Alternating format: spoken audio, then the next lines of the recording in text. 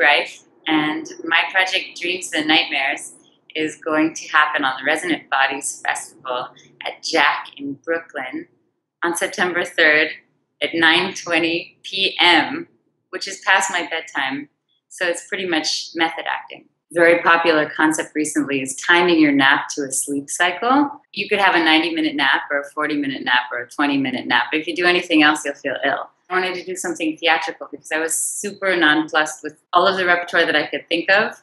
I didn't want to do another sort of non-sustainable project. I wanted to do something maybe that works in some way to sustain like musical ecosystem and the people around. Otherwise, it's very vain and selfish. And so I decided I wanted to do something with more than one composer, try to make a commissioning project. I never got to commission anything with money ever in my life. The pieces are being written. I have a deadline of the beginning of August. I heard that I'm going to be in a full pigeon costume at some point during this piece. Essentially, the guidelines of the project are long and all free. I told everybody that they can disobey all the rules. Ideally, I set everybody with a suggested 3 minutes dream, which is a little bit of artistic license, because actually the dreams that you have are between 5 and 7 minutes or 5 and 20 minutes. I like the idea of time right before you wake up. You're sort of mini waking up many, many times. One thing that would be a single dream is actually several different episodes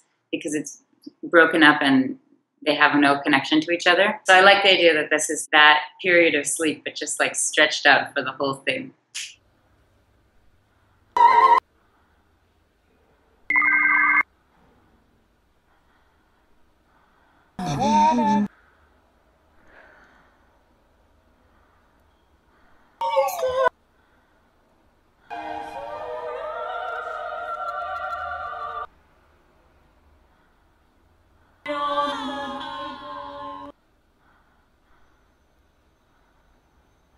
Because that system works.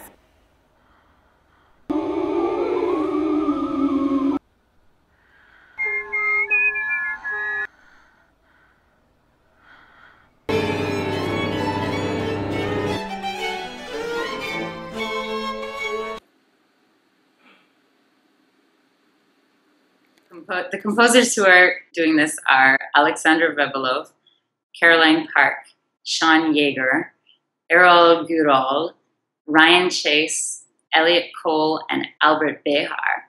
In the future, the idea is that the project is modular. Maybe more dreams will be added. So right now it's like a 40-minute dream sleep cycle. In the future, it will be 90 minutes. I instructed everybody to make a sonic dreamscape, and I said they could do it however they wanted. They could find sounds, make sounds and record them, create them electronically. They can do things made out of my voice and samples, and it's supposed to be theatrical. If they need special things or a costume, they have to make that happen. I think it's a rare experience that a composer gets to decide more things than literally just the sounds you hear. I told them they can make me whatever person they want or non-person. I give a sheet of inspiration for if they run out, an inspiration bank, essentially. If they run out of inspiration, a lot of my composer friends have varying levels of suffering when they're composing. Most of the people I know suffer like crazy. It takes a long time to get the piece to come out, and it's painful and horrible, and the only pleasure is after it's all done. My hope was to have a project that's a little weird and crazy enough that it frees people from micromanaging and suffering and lets people just kind of like vomit out genius ideas. It's a little bit that way for me because I was so blocked by the idea of making a recital that was going to be,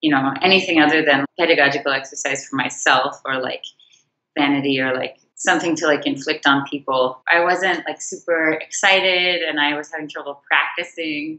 And then I thought of this project and everything got a lot better. Usually if I'm doing a recital, I'm really, really excited about my repertoire. I know that I'm not going to give a convincing recital or even a good one if I'm just singing things that I sing well or singing things that I think will please other people or something. The reason why I'm saying this is I really got stopped on my way planning the recital for Resonant Bodies because I couldn't find the thing at that point in my like stress month. I couldn't find the piece that was going to inspire me at all. And it probably wasn't the fault of my repertoire, which is repertoire written for soprano, which is endless. I knew I wanted something that was a little bit theatrical. I wanted more than one composer on the program. but I also wanted a big piece, and I wanted to do something that would be something I would be able to do again later